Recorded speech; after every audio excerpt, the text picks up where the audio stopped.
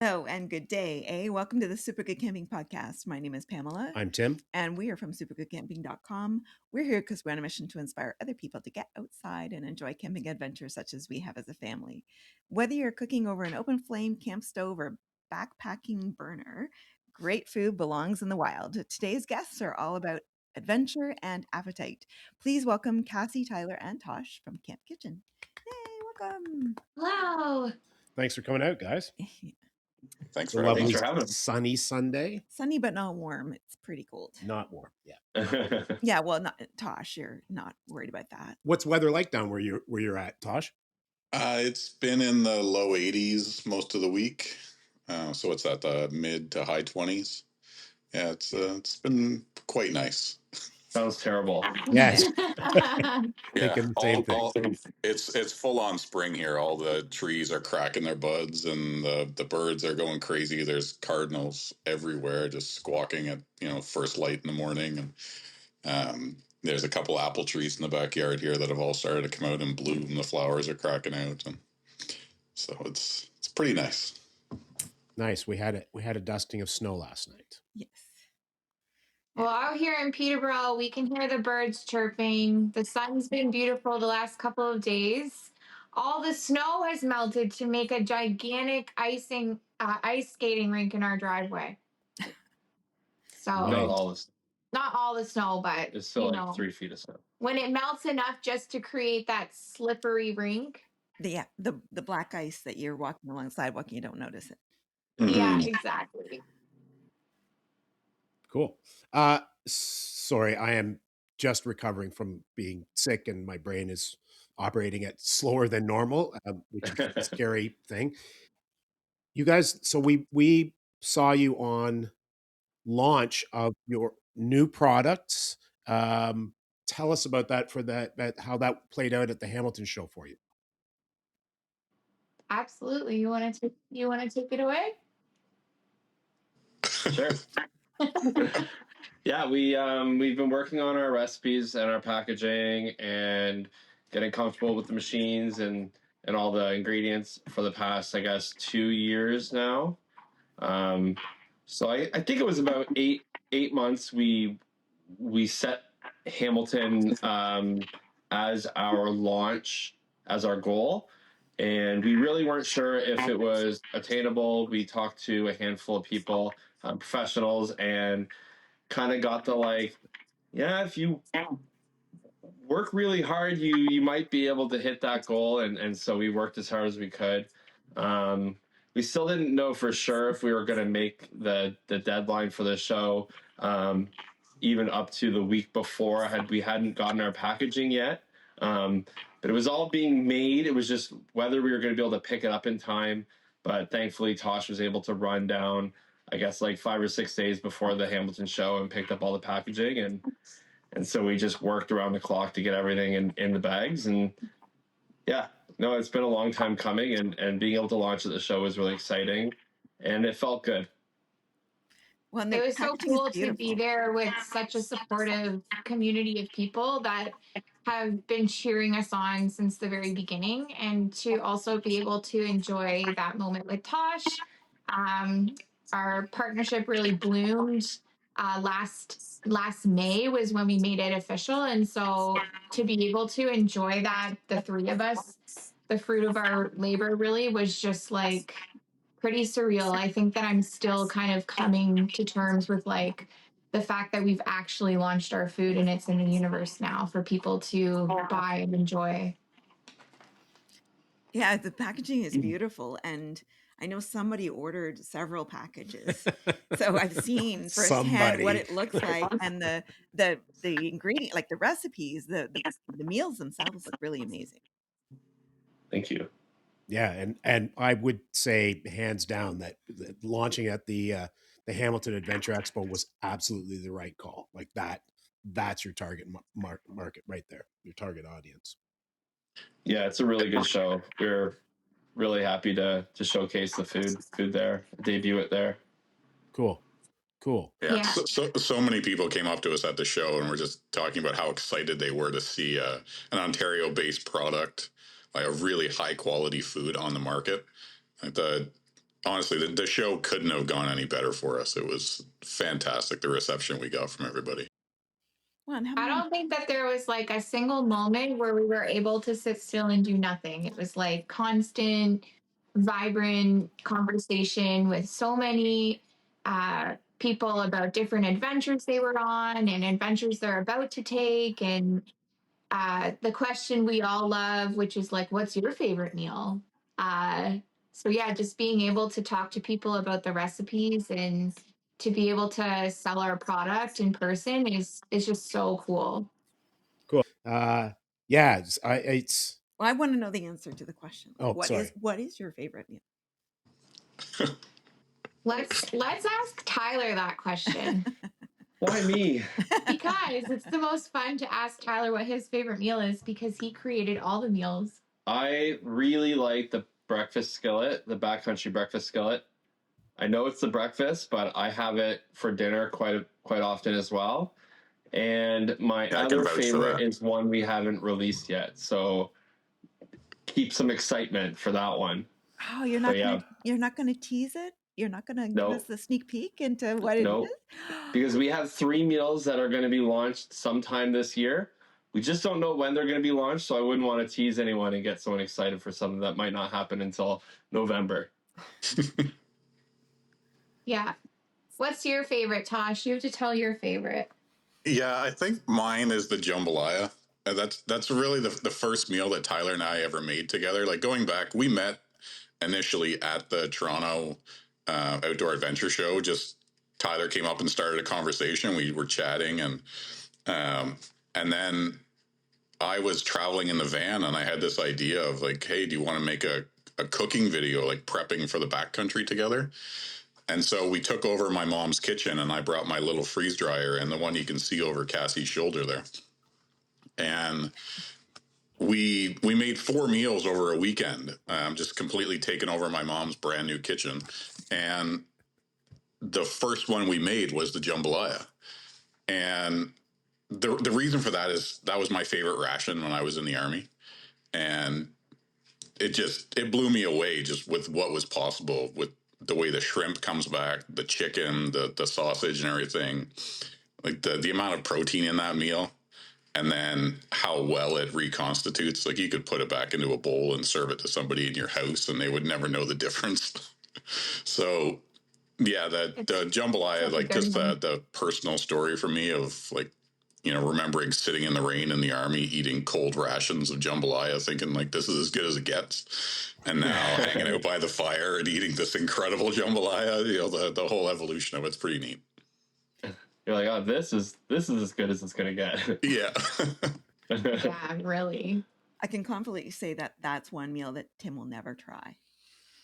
Yeah, so you guys packaged up a whole bunch of stuff recently for us. And a bunch of that was I bought it for Thomas, our eldest, because when we backcountry trip, we eat stuff that's safe for dad, and I don't make special meals for him because I just don't. I'm a wee delicate thing. I can't if it has peppers or anything. It's just bad. It's bad. So I bought a bunch of the jambalaya.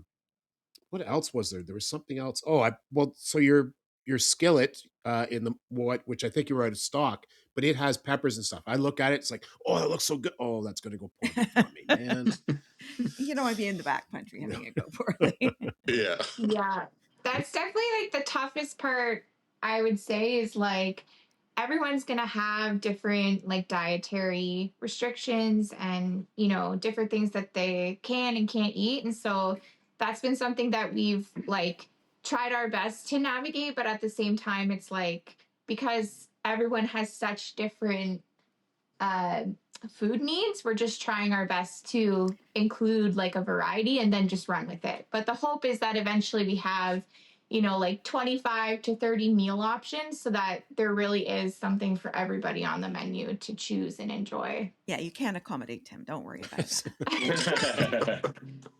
I will eat my dehydrated, not freeze dried meals that are 50% less good stuff in them, because at least they'll fit my, Mm-hmm. Although I did get isn't there? There's oats and I want to say oats and strawberries and oats and blueberries as well. Blueberries. Yeah. Yeah, so that'll work just fine for me for breakfast. Take some Yeah. of that. What is that bacon? There's like a pre-cooked bacon. It weighs nothing, and you can take it like for your Yeah. Ready six crisp. 6 days or whatever. Yeah, that's it. Yeah. Yeah. Pair it up with your oatmeal. I like to say that our two oatmeal options are like a culinary experience. Tyler's oatmeal is like can't be compared to other oatmeals. It's like next level. Anytime he's doing research and development with oatmeal and Tosh and I are in the same room with him, he just about has to like kick both of us out of the kitchen, or he'll like wind up just caving in and rehydrating a bowl of oatmeal for Tosh and I just to like share and enjoy. But yeah, the aromatics that come out of that bag when you add warm water, it's just unreal. I know I'm biased, but for real, it's next level breakfast. Yeah, I said to so many people in Hamilton when they were buying the oatmeal, especially the strawberry raspberry, is just do yourself a favor and like pick out one strawberry before you rehydrate the meal and just try it. And it's candy. It's unbelievable how good it is, how sweet, and it just it dissolves in your mouth. It's just a freeze dried strawberry, so it's amazing. And then when you put the water on it, the way it comes back, and it's oatmeal on a completely another level. Yeah. Cool. That brings to mind. I remember, pretty sure it was Ben Beauchamp was saying in one of his videos. This we're going back a ways, where he was trying out something that had, and I want to say it had kidney beans in it or something along those lines, where it didn't rehydrate to his liking. What was that process like? Trying to figure out what worked or how to make things, like how dry they had to be in order to be safe, but still come back in rehydrating. Yeah, so when we're making the meals, it really comes down to how big you leave the ingredients, because it comes down to like the density of the food. So something like chicken or beef, if you leave it too big, it's gonna rehydrate really slowly. Something like broccoli, you can get away with leaving a bit bigger because it's a less dense food, Right. so it'll come back a little bit quicker. But basically, it's just trial and error and testing things out. Everything dries to completeness in the machine, because it's under vacuum and it has a sensor in it to know the moisture level and the vacuum that's in the machine. It knows when the food has lost all of its moisture. So there's not too much concern about that as long as you check it when it comes out. There's ways to check. Like I weigh all my trays before they go in, and then I take the weights when they come out, and I know what the weights should be now, to make sure the food is dry. So but yeah, it's just really just testing things. Like we did spaghetti meatballs. I think that's probably what you're thinking. And the meatballs I quartered, and they were still too big to come back in time. And then there was the shepherd's pie we tried. We have a shepherd's pie now, but we tried it with cheese curds, and the cheese curds just didn't come back. And just because cheese curds are so dense and they're already low moisture, it's hard to get that moisture back into the inside. So yeah, just trial and error. Cool. So And you lots must. of fun in between. That's what was so awesome about getting the meals out for research and development, like for Tyler and Tosh at the very beginning, because this is like 2.5 years in the making, which is hard to like wrap our brains around of like each meal that Tyler, had this like idea about has gone through 3, sometimes 4 different rounds of batch testing. So some of them you nailed right on the head and they were perfect and the recipes didn't change. And then, of course, there were some of those meals that just weren't perfect that needed to be reworked. But I think that was like the fun of what research and development really is supposed to be. Not every recipe that Tyler develops is going to be perfect right up off the bat, but like even the fail meals are still so enjoyable to have on a canoe trip, I'm sure. Yeah, like the genesis of the spaghetti meatballs turned into this meal here, the penne bolognese. That's the one. And so we knew from the spaghetti meatballs that we had to switch to a meat sauce, and spaghetti is not the best pasta to pick because it ends up being crushed in your backpack. So short noodles are a little bit stronger and they hold up to a little bit more beating. So that's what that meal it was, and now we have that meal. So Cool. yeah, it's just like a trial and error. Must have been terrible for you, Tosh, to have to try out all those meals, right? Yeah, I've often said that if Tyler and I ever decided to go like part ways, I don't know how I'd go back to eating my own food, even if it's freeze dried. It's terrible. Yes. Tosh, I'm right there with you. For some reason, Tyler and I ever part ways, like I'm done for. I don't know how I would ever be able to take care of myself. No, I'm just kidding. I'm definitely not.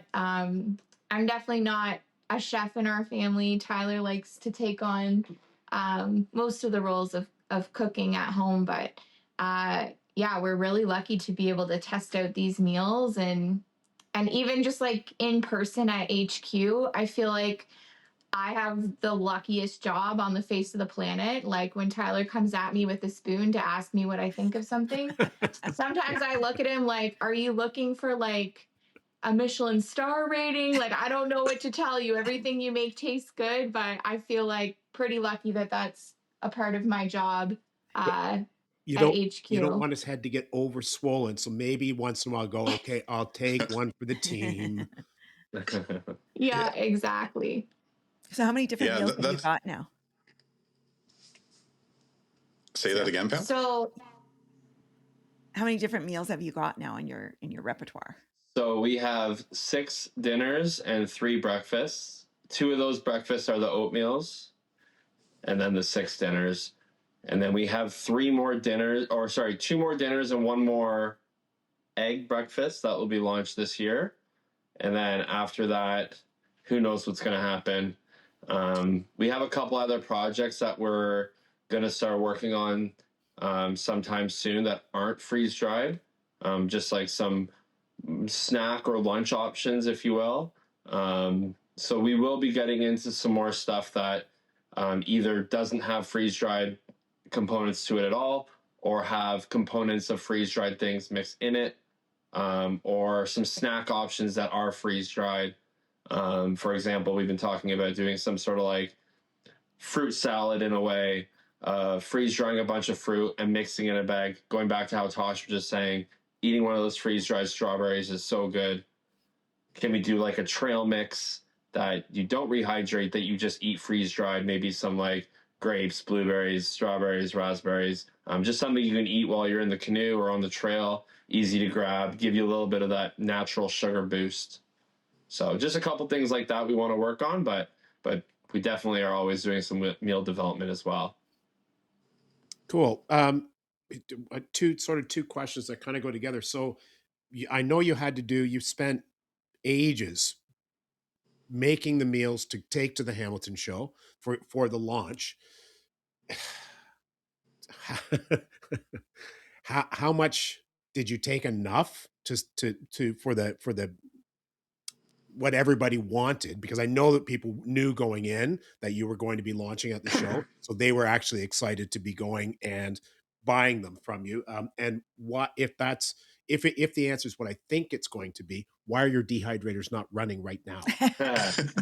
Okay, so a couple things. Good question. We brought over 1,000 meals to the Hamilton show. My batch sizes right now are about 125 to 150 meals. So we had about a batch of everything going in. That doesn't include the steak spice, trout spice, bannock, and fish flour. We had approximately, I guess, 200 of each of those, just because they're not freeze-dried components. So I use those as a bit of like a filler job. And so, yeah, we had enough food. We knew that because we have a 2-year best before date, we can really just go full steam ahead and get ready. Our eyes are set on the next thing all the time. So right now we're prepping for the Sportsman show. The machines have been running nonstop, but we also know that after the Sportsman show, that's going to put us in April, and people are really going to start planning their tripping season. So we're just going full steam ahead and just making as much food as we possibly can. I'm able to make about let's say 600 pounds of before freeze-dried food every 2 weeks. So about 300 pounds a week I'm making right now. That's 3 batches. So we have enough capacity to run 100 pounds at a time, and I can run the machine. It's about 2.5 days for one cycle. The machines are actually, I just emptied them this morning. I just packaged the penne bolognese actually, and the machines are defrosting. So after 2.5 days of running, there's about 2.5 inches of ice around the outside cylinder. And they actually have a defrost cycle. So you can hit the defrost, the elements come on, and they melt all the ice and goes down into a little condensate pump that I have that's hooked up to the sink. And it just pumps the water out into the sink for me. So they just finished defrosting, and I thought you guys would appreciate the quiet. So as soon as this is over, the next round's going in. But yeah, they're running basically 24/7. There's never not a time where Tyler's like, you know, because HQ is located in our space, like our living space.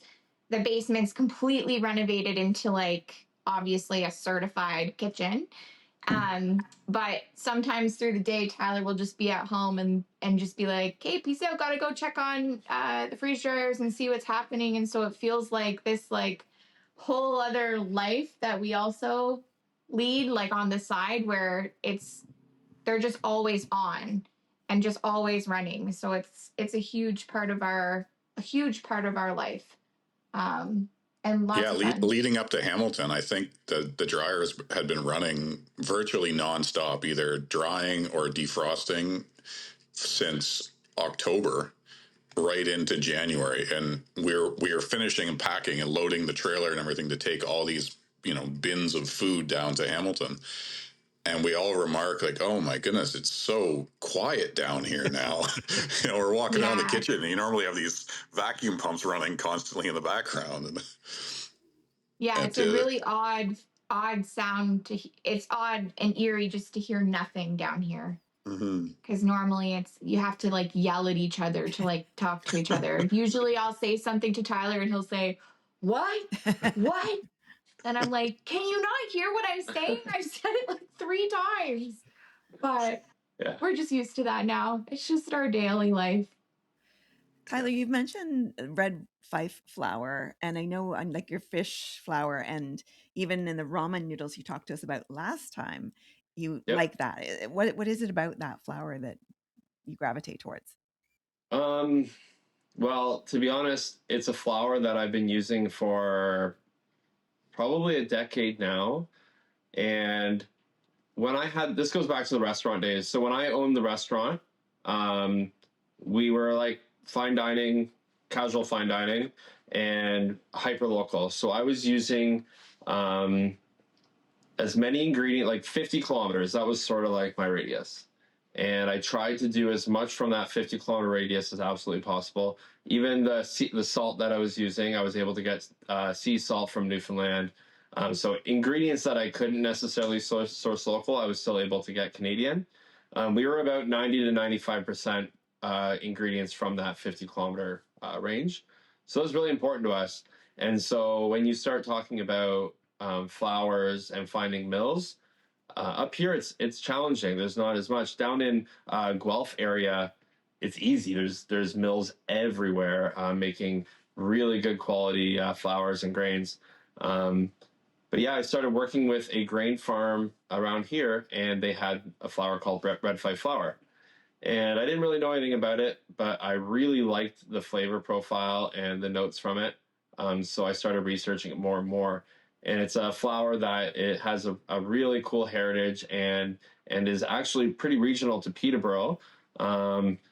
I think it was brought over from Holland area, and even going into like Spain and Portugal even before that, but brought over to the Peterborough area and grown. So it grows really well and in abundance around Peterborough. So that was a flour that I could use that really represented that local touch and also had a delicious flavor.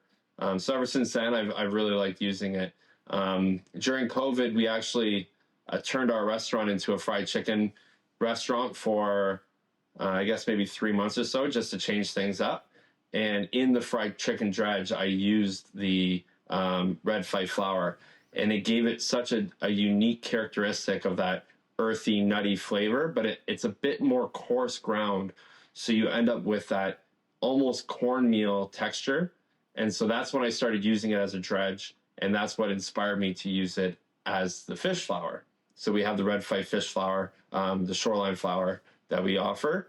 And I also started doing some guiding after we sold the restaurant, and maybe even when we owned the restaurant, at the tail end of the restaurant. And we'd take people out, 5, 6, 7 people out into the woods and do a 3-course dinner for them. And I started making these panna cottas with a local herbal tea. And I'd make the bannock as like a nice cake and cut it into triangles and serve the red fife bannock with that tea panna cotta. And it was an unbelievable pairing. So ever since then, when I'd go on winter trips, I'd always bring that bannock mix with the red fife and cook it up in the hot tent. And so it became a staple for me. And so when we were getting ready to launch, we were looking for some options that we could use as filler jobs, that we could package that didn't require the freeze jar, that we could offer. That was like a no-brainer for us. It's so delicious and so good. And now it's selling so well as an add-on because it's just such a fun item to pick up, to kind of add into your camp kitchen mix that you already have. There's enough there that you can, create a couple different meals out of it. So yeah, it's been a really fun part of we're calling it our campfire essentials, which includes the bannock mix, the shoreline fish flour, the trout spice, and the steak spice. And those items, along with our oatmeal, can actually ship across Canada. So although many of our meals, because they have meat, can only be sold exclusively to Ontario at the moment, it's really nice to have 6 core products that can ship all across Canada. So, Tosh, what do you do then if they can't ship it to you? Do you have to keep coming up, grabbing a bunch, and then going back down? Well, I'm not down here for too long, so I brought a bunch with me. But yeah, I've just been traveling around with what I have with me in the van, and then I can pack out from there. So using the van kind of as base camp, and then bouncing back out. Right now, I'm pet sitting, so I've got a nice house to stay in for a few days and look after a couple cats and a dog, but then heading back out on the river again. So I'll pack them a bunch more meals out of the van and go from there. Cool. So you've been doing some river trips, Tosh? Yep, I did one short one. It's very dry down here all across the southwest of the U.S. So like they've had like almost drought level conditions for the last 6 months across a lot of Texas, Arizona, all the way across to like Arkansas. And even like I was talking to an outfitter trying to plan a trip in kind of the Florida, Georgia borderline area.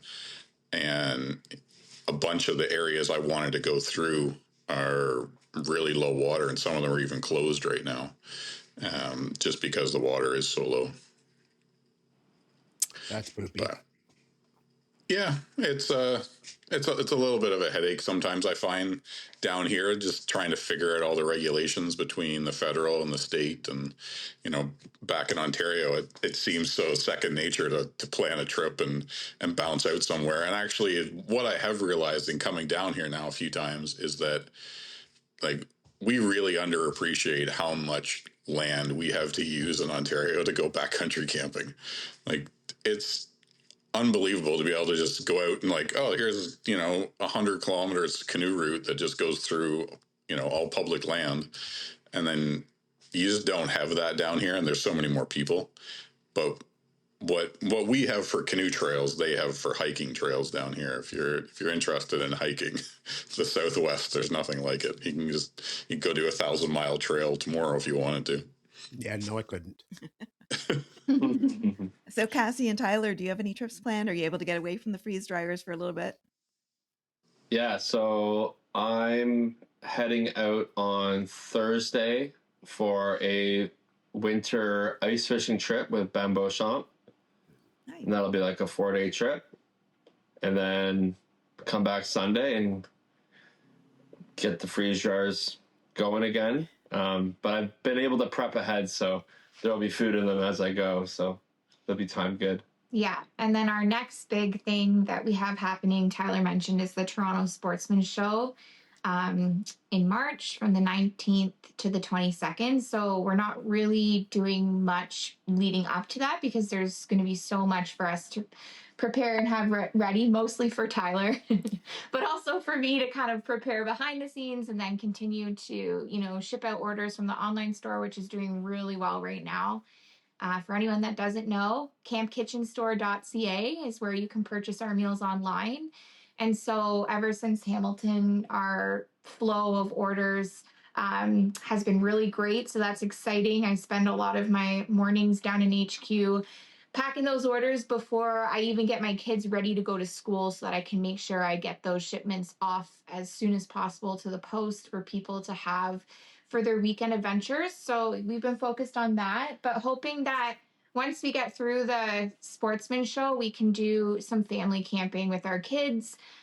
They've been so patient with us getting this line of freeze dried food up off the ground, and they're getting really antsy to get out on some trips as a family. And then also this August, we have a new family member that's going to arrive. And so I want to get in the canoe multiple times on a couple of big trips before I'm busy taking care of a newborn. So yeah, we'll see what happens, but we're pretty excited about this year and making some memories with adventures and eating good food and getting food into people's hands. Like it's just surreal that we're at this point. We're just so excited for growth. Yeah, inventory is definitely top priority. We know that can be the biggest downfall with small food manufacturers is that just keeping up with demand is challenging. So we've balanced that with our slow launch, just being able to be available in Ontario until we get our CFIA approval for a bigger space and can double down on our production.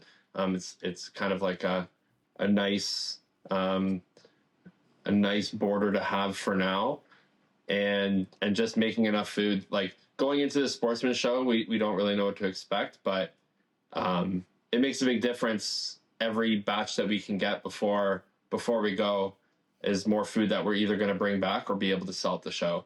So that is a huge priority, and yeah, I think it'll level out eventually where we can step away for a weekend here and there. But right now it's just putting all we got into it. Yeah. Yeah, We the have demand. big plans for growth over the next few years. I'll let you talk about that, Tosh, about where we're hoping to land.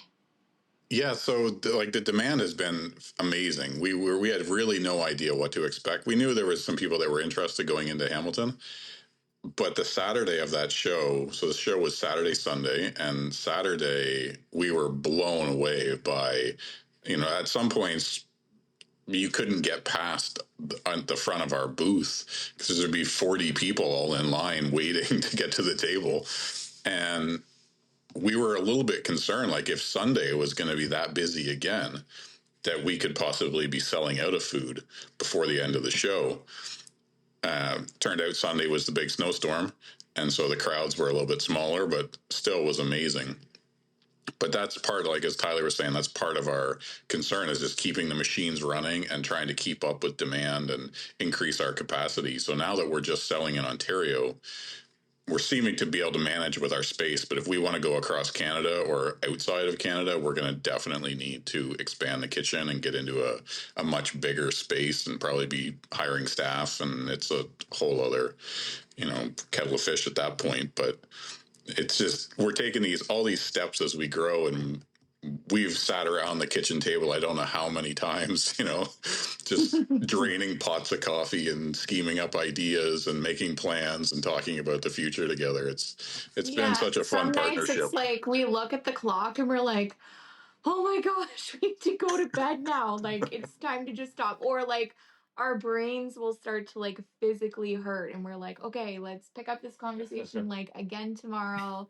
Hmm. Um, and we'll hammer it out. But we make such an amazing team. All of us have unique like strengths and weaknesses that we can like hold each other up through, and yeah, it's just been so cool to see that partnership like flourish, and just to be able to like lean on each other. Like running a small business is not for the faint of heart. Tyler and I have always been and will always be entrepreneurs. We have experience running small businesses together. But definitely, I will say that the best part has been sharing it with a third person that, really has a fantastic, like, outside perspective.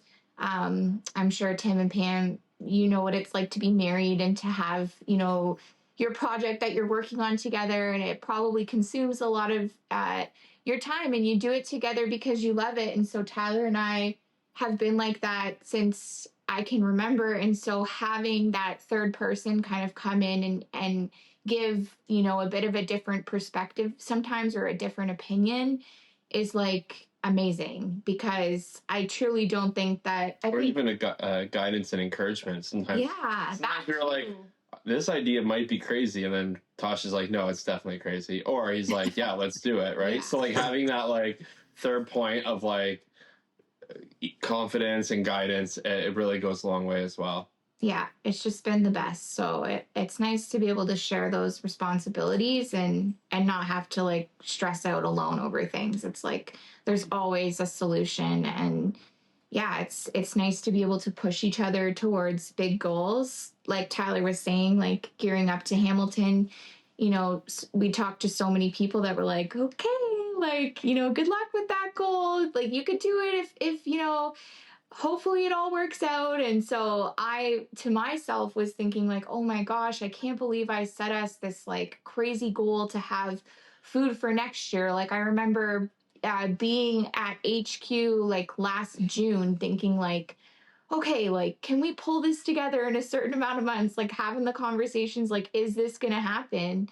And then, months before with Tosh, jumping in and with his camera and doing the photography for our bags, like it was really just like we're really pulling every single strength out of our pockets, and taking this huge risk together. Like we have no idea what's going to happen, but hopefully the result of this is going to be successful. And I think that that's the key uh, to really anything, is getting outside of your comfort zone and just trying. We wouldn't be where we are today without the three of us really putting our heads together, and especially Tyler. Tosh and I wouldn't be here at all without Tyler. Let's be real. That's right. So I can't make it look like I know what I'm doing. There's a lot of stuff going on like behind the scenes that I don't think ever gets mentioned, and it's just little things like if you look at the bags for the pouches of food, we designed that. Like I would say Cassy designed all of those from scratch, and then we thought, okay, well, should we hire someone to do all the photography? And I thought, okay, like I've got a good camera, let's just see what happens. And we were able to take the pictures like right there, and Tyler's dressing the food and I'm trying to get the lighting right, and then Cassy's putting it on her computer and turning it into like the magic that came out of it. And then it also just so happens we have to use Adobe Illustrator for all the design for the packaging company. Cassy used Illustrator back when she was in college, and so there was a little bit of a learning curve to catch back up again, but then she's right back into it. And so these little coincidences along the way of just like, oh yeah, I can figure that out. Okay, well, can you figure this out? And we just, multitasking, and we're parting things out, and everyone's stepping up. It's been such a wild process, and especially in the last 12 months to think that we're actually here now. Yeah, I remember we had a meeting like with our company that we went with for packaging, and so it was like our first like really exciting like meeting for the three of us to go to. We had such a good feeling about this company, and they ended up like really having our backs, and we were so happy with how our bags turned out, being able to get them in time for the show, everything. But I being able to remember go to the actual facility and doing a tour of the facility was really cool too. yeah, we were standing like checking in before our meeting, and all I remember is Tosh just being like, "Hey, Cass," and I'm like, "What?" And he holds up this package, and it's like I don't even know what it was. It was like a knife inside of a box or something like that that they had like on display in the front, and it said Camp Kitchen on it, and I was like, "That's weird." Anyways, let's carry on with this meeting. Like, I don't know. It's just like I don't think that things just happen to people. I really do believe in hard work. Um, and there hasn't been a day that's gone by where we haven't put in that hard work. But I do really also believe that, you know, great things can happen. And if you just follow your heart and your path, it'll take you to where you're meant to be. So, yeah, it's been a really, really cool, fun journey so far. Well said. Yeah, and the amount of work that goes into it behind the scenes, especially what Tyler, I would say, the number of hours that nobody mentions that he's working full time plus working full time in the kitchen and getting all this food out, and like it all goes unnoticed to everybody but the three of us.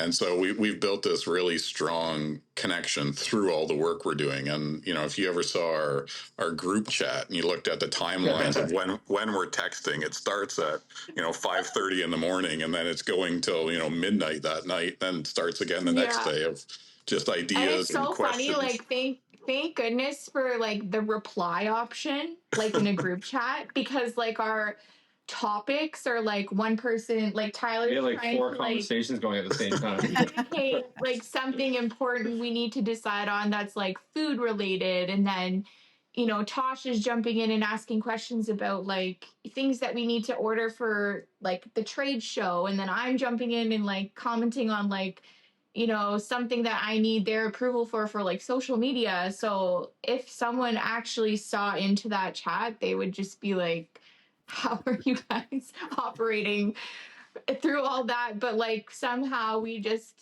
click and understand each other, and it just works. Mm-hmm.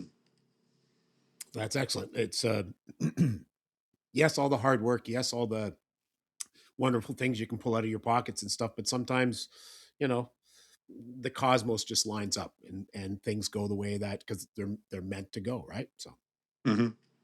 Yeah, like I said, when Tyler and I first met I met these guys at the trade show in Toronto over 2 years ago now, and Tyler just struck up a conversation and asked me if I wanted to try out the twig stove, just go test it out for him, and that was the beginning of everything you see now. Just that one conversation.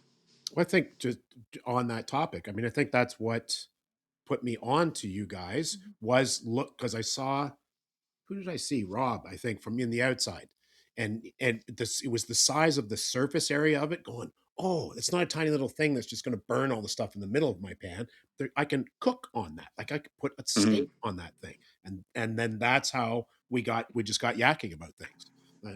Yeah. That twig stove is like still generating customers for us. Like literally the other day, I'm trying so hard to continue to develop our social communities. One of my weaknesses is Facebook, because personally I don't spend a lot of time on Facebook, but I know that there's a community of people that want to engage with us on that platform. And so anyways, I got a message on our Facebook from a customer literally a couple of days ago that was like, I went to Google and typed in stick stove, and I walked away with like discovering a company that makes like local, real ingredient, no preservatives, like this amazing freeze dried food company that's like blowing me away. And so I read that comment and I was like, guys, look at this community that's also supporting us, on Facebook. And they found us through Google just by typing in stick stove. Like, that's incredible. And that customer actually made an order that I packed up on Friday morning to send out. So that is so neat to me that that product that we still, are selling that's doing really, really well is also something that will continue to bring customers to us to discover Tyler's food and tell our story, because it really was the first, thing that we started this business with. So, Well, there's Facebook. We're old, so Facebook's a thing for us. But Not there me. are a bazillion camping groups, whether it's canoeing groups, hiking groups, whatever, Ontario Parks groups, blah, blah, blah.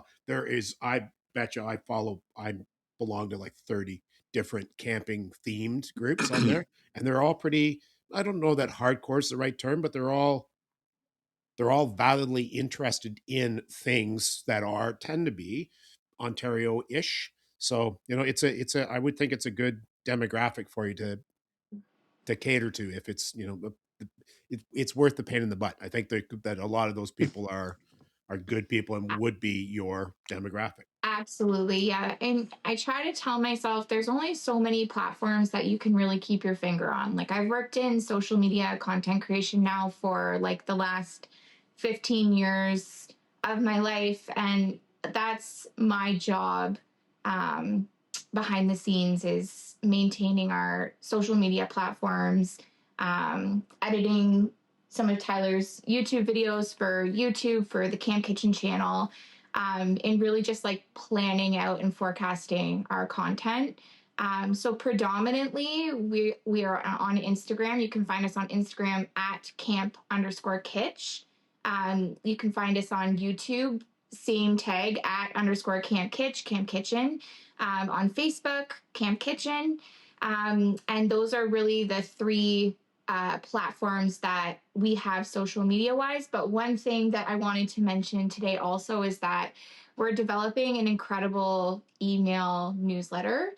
And so we have a spot on our website, campkitchenstore.ca, where you can go and actually sign up for our e-newsletter, which has easily become one of my favorite platforms to share on and tell our story and update our customers on product drops, restocks, basically just like behind the scenes information that we're not necessarily sharing on our social media feeds, kind of like a special glimpse at what we're working on, like a first announcement type thing where those folks get first access to new products or just information about events that we're doing, etc. So yeah, we try our best to be as active as possible and to keep up with making some really cool, relatable content. But it's also been such like a relief and huge excitement to us to see people tagging us on socials in their photos, actually like using and enjoying our product.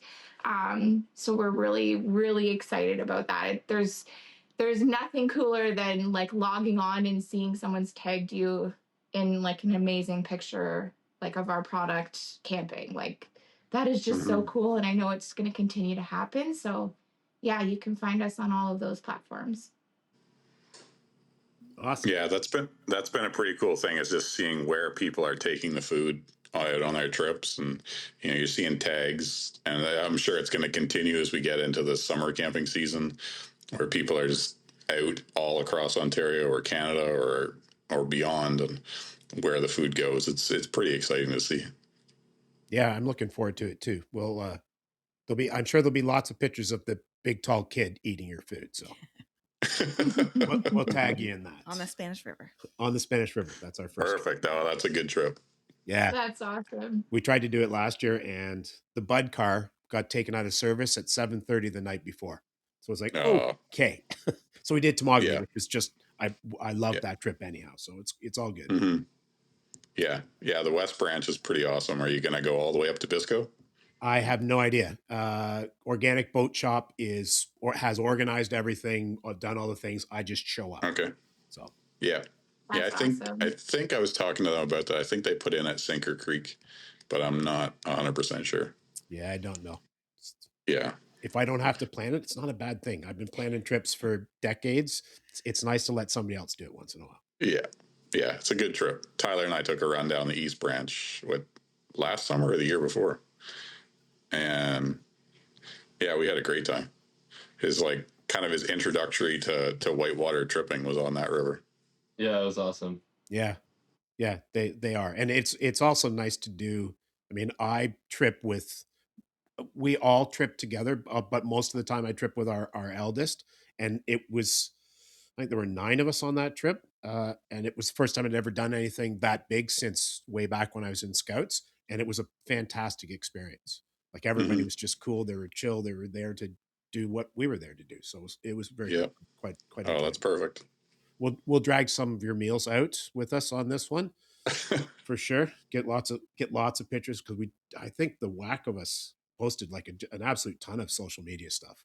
I don't know Yeah. why, but it just seemed to be that kind of a trip. Yeah, or Organic Boat Shop is also on our list of people that we've had a bunch of retailers and outfitters reaching out to us that want to stock the product. And as we were saying before, it's like keeping up with demand. But eventually, as we can move into a bigger space, we'll be wholesaling to retailers, and we'll get these on store shelves and outfitters, and that's another step that we're working towards. But yeah, the Organic Boat Shop has expressed a lot of interest in putting our product on their shelves and taking it out on their trips. Yeah, no, Greg's a great guy. We've yacked with him a bunch. We're friends, and he has been just pushing hard to build up the Organic Boat Shop.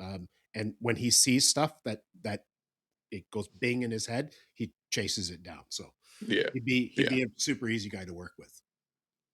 For sure. It'll be a really exciting day when we're able to start wholesaling. So, even locally here in Peterborough, Wild Rock Outfitters has been one of our biggest supporters since we launched our twig stove product. They actually stock it in their store, and have been super supportive of Tyler and I through this entire journey. So, like, the list is starting to get very long of people that we just genuinely like love and, of course, want our product on their shelves. So it's really just going to be about putting the pedal to the metal, working super hard, and then eventually growing into a space where we can start meeting the capacity that we would require to meet in order to get our product on those shelves, which would require more than one Tyler to do. I'll start working on a cloning machine for you. Perfect. Yeah. Cool. All right. That's it for us for today. Thank you so much to Cassy, Tyler, and Tosh from Camp Kitchen for joining us. And please do check them out. Best place is probably on their website. You'll find all of their socials. It'll be campkitchenstore.ca. Yeah, make sure you get the store. And then otherwise, check them out at the Sportsman Show. And you can reach out to us anytime. We are at hi@supergoodcamping.com. That's hi@supergoodcamping.com. And we're on all the social media. We would love to talk to you. Please do reach out to us, and we'll talk to you again soon. Bye. Bye.